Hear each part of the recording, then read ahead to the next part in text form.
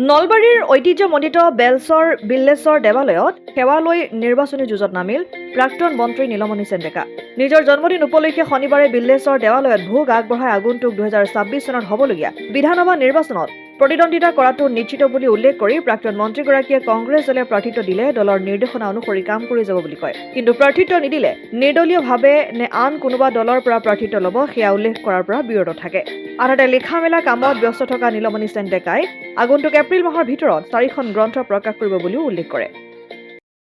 পৰিকল্পনা বুলি মোৰ এপ্ৰিল মাহত 4খন গ্ৰন্থ উন্মোচন হ'ব।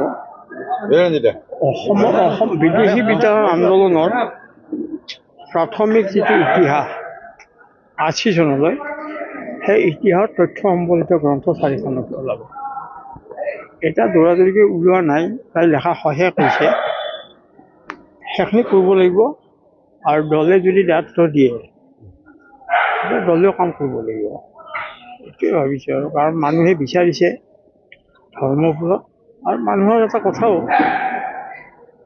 ধৰ্মপুৰ বা টিহু আদিত টিহু মানুহবিলাক শিক্ষিত মানুহ, আৰু নামনি অসমৰ গোটেই ৰাজনীতিটো ধৰ্মপুৰ পাটাচাৰকুছিৰ ওপৰতে নিৰ্ভৰ কৰে, যিটো প্ৰপাৰ হিন্দু যিটো ৰাজনীতি।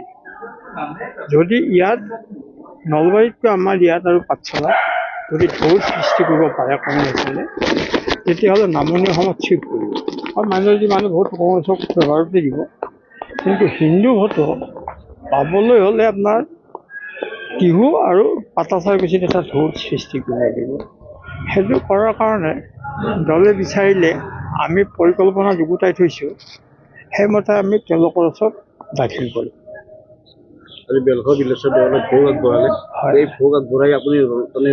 নহয়, সেইটো নহয়, এইটো এটা ধৰক এইটো আমাৰ পিতৃপুৰুষৰ মন্দিৰ।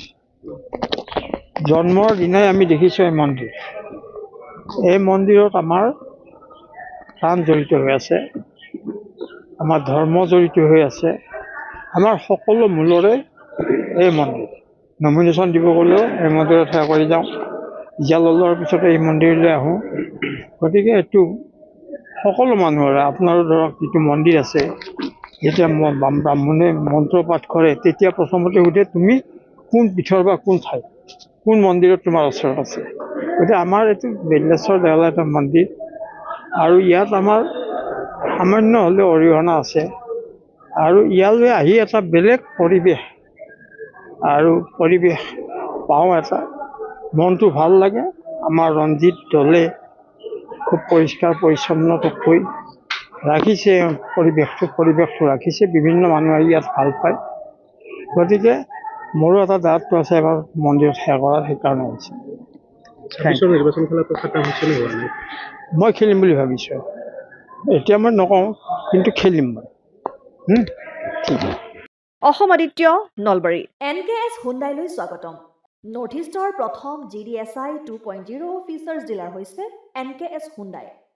অত্যাধুনিক সা সুবিধাৰে তৈয়াৰী মষ্ট আপডেটেড হুণ্ডাই ডিলাৰ এতিয়া ডিব্ৰুগড়ত। আমাৰ NKS হুণ্ডাই ডিলাৰত open sales consulted room, customer ৰুমৰ লগতে পুৰণি গাড়ীৰ এক্সচেঞ্জ ফেচিলিটিও ৰখা হৈছে। ইয়াত চেলছৰ লগতে ছাৰ্ভিচ ছেক্টৰৰ সুন্দৰ সুবিধা আছে। প্ৰয়োজনীয় সকলো এডভান্স টুলছ, হুইল বেলেন্সিং, এলাইনমেণ্টৰ অত্যাধুনিক machine, post hydraulic lift, fully train men পাৱাৰৰ লগতে nitrogen gas filling facility, fully automatic car ৱাছৰ ফেচিলিটিও আছে।